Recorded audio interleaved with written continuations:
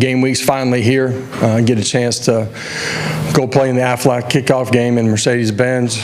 Great venue, great event, and great opportunity for us to go play a really good football program in Syracuse. We got 20 players from the state of Georgia, I think 15 guys from the Atlanta area.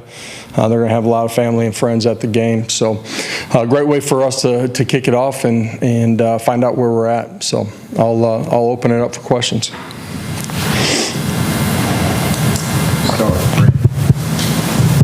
On that note, where do you think you are with this team right now?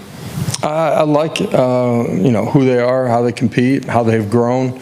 You're at the point in the year. We've got to prepare extremely well this week and get ready to go play. And, game ones, there's a lot of unknowns as far as what you're seeing from the other side of the ball, their personnel, all of those things. You got to be able to, communicate and adjust quickly and well during the course of a football game.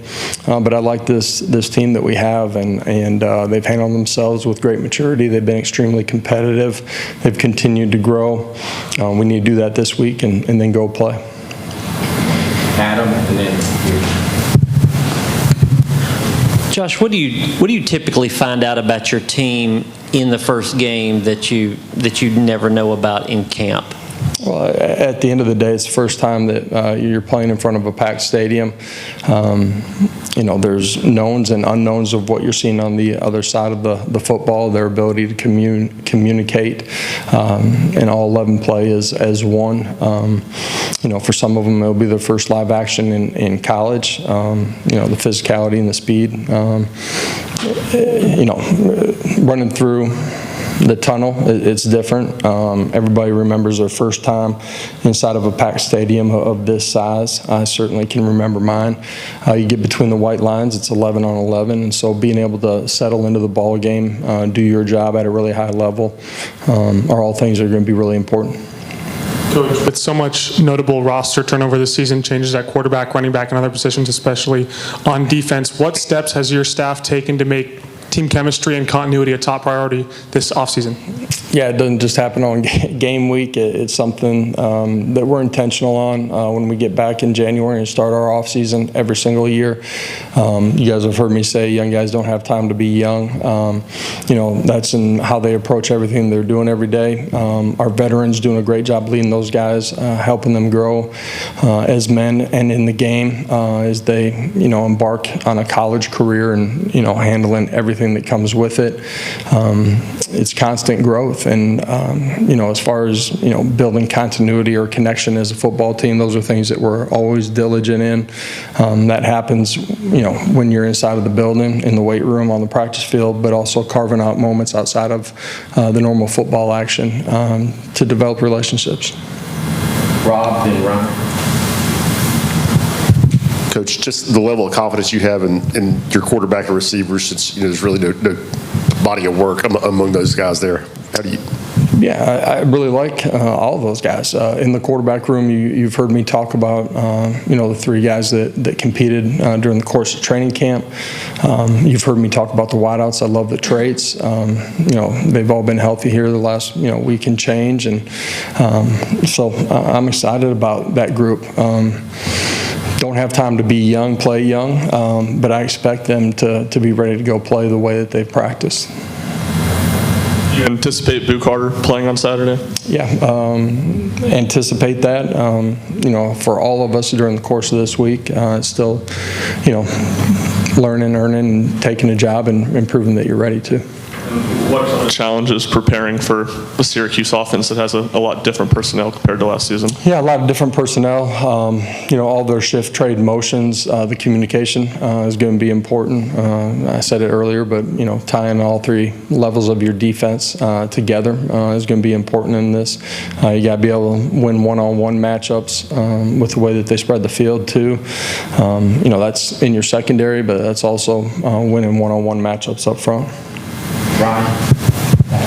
Named Joey, QB1. Have you had a conversation in that room about who QB2 is, or is that part of it still open? You guys will find out on Saturday, I guess, when the depth chart comes out.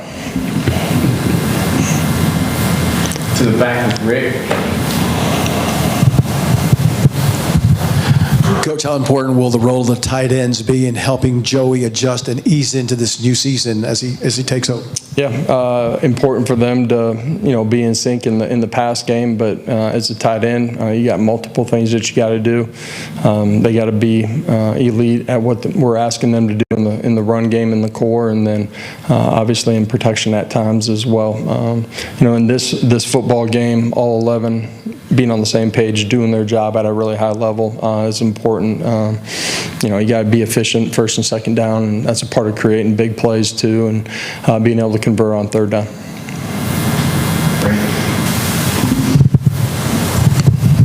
Aside from execution, what's the key to being a good red zone offense, and how can you be better there this year than you were last year? Well, some of last year was penalties where you get behind the sticks. You got to play smart football down there. The efficiency of the run game is a big part of that as well. And then if you are throwing the football, you got to be efficient with it. So a lot of what takes place in the middle of the field is important in the red zone. It's hypercritical in the red zone because space is condensed, and you got to be really efficient whether you're running the football or throwing it. Patrick and Paige. Coach, how do you feel about your offensive line? 4 new starters, a lot of new pieces that you've brought in, guys that have developed on this offseason. How do you feel like the continuity and chemistry is with that group? Really good. From the meeting room to how they've operated, communicated, been in sync in the run game, pass protection out on the practice field as well. You guys keep talking about the guys that haven't played, are new. As a coach, man, you feel like you've had a lot of time on task with these guys. There's a lot of trust in the guys that will get their first action here. When you look at the wide receiver room getting ready for that first game, obviously you have maybe your top 3 starters, but how do you feel about the room as a whole as you start to build depth there? Yeah, young guys that maybe came in January or transferred in January. Feel like they've done an elite job of being super mature and handling everything within the scope of our offense, played and competed at a really high level, made plays. Got great trust in those guys. Finish with Mike. Josh, with the SEC announcing the 9-game schedule moving forward, what are your thoughts on that? And with the 3 permanent opponents, any games that you believe should maintain on your schedule? It's one less question I got to worry about getting from you guys at media days or any of those events. We finally checked one off the box. This is best conference top to bottom inside the country. What you face week in and week out. Adding a 9th game I think is exciting for everybody. Great venues, great games. So really excited about that. Appreciate it. You guys have a great day.